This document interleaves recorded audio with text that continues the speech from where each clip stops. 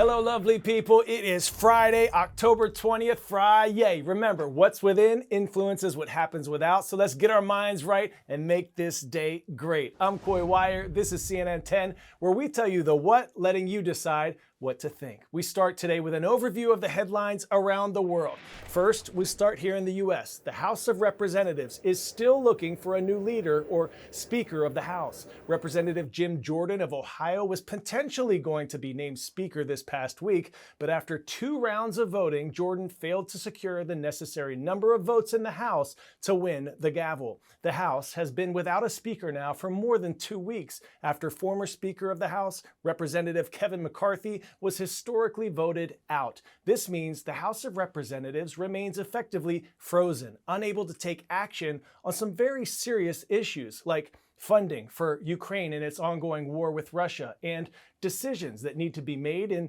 regard to the war between Israel and Hamas. Also, Congress faces a government funding deadline in November. There has been, however, an interim Speaker of the House, Patrick McHenry, but his powers are very limited. Some Republicans are discussing, though, a possible resolution where his powers could expand until a new Speaker is elected so that some of the major issues I just mentioned can be voted on. Now, for an update on Israel's war with Hamas, the Islamist group, classified as a terrorist organization by the United States, the European Union, and some others, which attacked Israel nearly 2 weeks ago. Israel has agreed to allow first aid and other resources to enter Gaza, which is controlled by Hamas, through Egypt, which neighbors Gaza to the west. The hope is that first aid, food, and water can reach the innocent civilians who are dealing with critically low levels of supplies. The absence of crucial aid has sparked protests around the world. The World Health Organization says conditions are, quote, spiraling out of control for millions that have been effectively trapped in Gaza as Israel controls the borders. Meanwhile, President Joe Biden was scheduled to deliver an Oval Office address last night to make the case for sustaining wartime aid to both Israel and Ukraine, as public opinion regarding U.S. assistance has been mixed. We'll continue to keep you updated as these stories unfold right here on CNN 10. 10-second trivia. In what year did World War II end? 1914, 1918, 1939, or 1945? On September 2nd, 1945, Japan signed the formal surrender, officially ending World War II.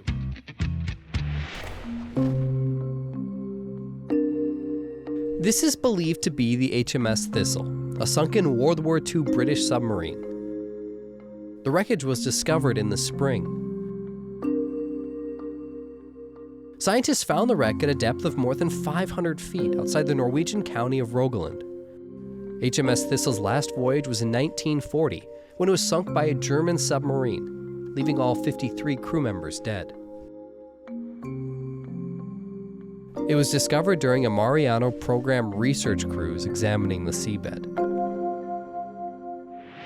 Next up, a helium-filled floating mode of transportation. Yes, helium, just like those birthday balloons. Helium isn't flammable like hydrogen-filled blimps of the past, and a company called Hybrid Air Vehicles says their new, yet old-school-looking airship is perfect for shorter, regional journeys that can float about 100 passengers at a time through the air at about 80 miles per hour, and they say it's much better for the environment than conventional planes. But does it make sense, and is it safe? Let's learn more. It's a fast ship. It's a high-speed rail of the sky, flying at about 80 miles an hour. UK-based company Hybrid Air Vehicles believes it has a solution for climate-conscious travellers of the future, even if it might look like something from the past.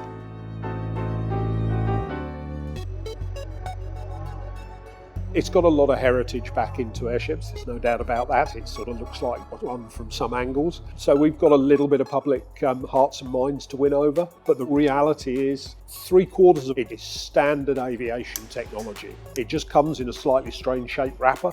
The Airlander 10 is designed for short-haul and regional journeys. It's filled with helium, which is more expensive, scarcer and less buoyant than hydrogen, but is also safer as it's not flammable.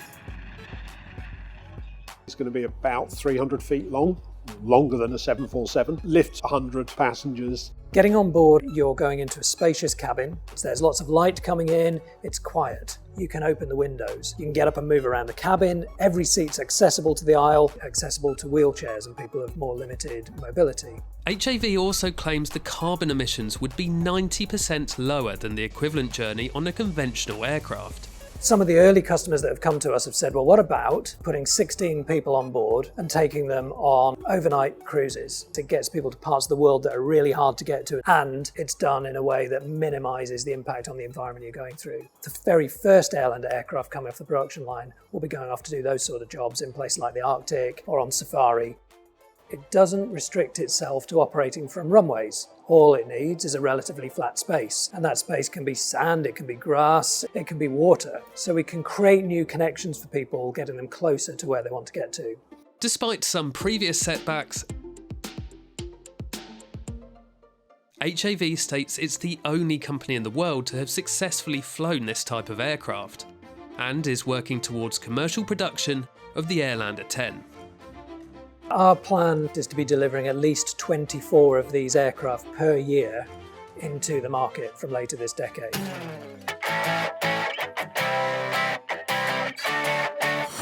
For today's story, getting a 10 out of 10, pizza, man, which has its roots dating back thousands of years, right? Drawing inspiration from topped flatbreads eaten by the ancient Egyptians, Greeks, and Romans. But the modern pizza as we know it today with tomato sauce and cheese, well, that comes from Naples in the 18th century. Now get ready for a story that's as cheesy and saucy as your favorite pie. We've got the lowdown on a Domino's pizza delivery vehicle you just can't miss. The Triton A2, created in the 80s, looks like it's from outer space, and it's for sale.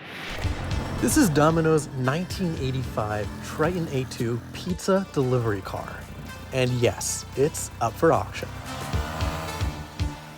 Only 10 of these rocket ship-like cars were ever made in the 1980s, and just a few survive today.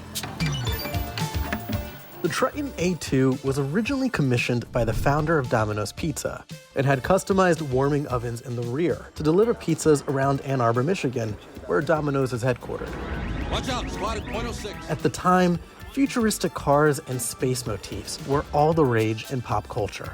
This Triton, for instance, was built in 1985, the same year that the blockbuster hit Back to the Future was released.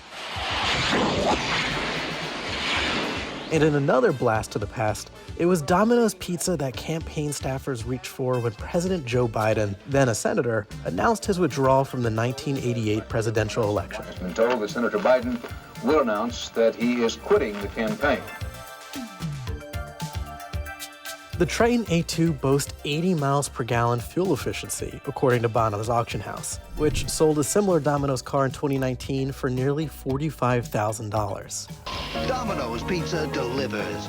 Even the car's current owner admits, though, it's pretty terrible to drive and probably wasn't that great at delivering pizza. But it does look awfully cool. I had a pizza joke I wanted to tell you, but I won't. It's too cheesy. Our special shout out today goes to Friendship Heritage Middle School, Lubbock, Texas. We see you. Thank you to all of you who have learned and laughed with us this week. Before we send you out, we're going to take a look back at the memorable moments we've shared. Remember, you are more powerful than you know. I'm Coy Wire. This is CNN 10. It's been a blessing to spend this week with you.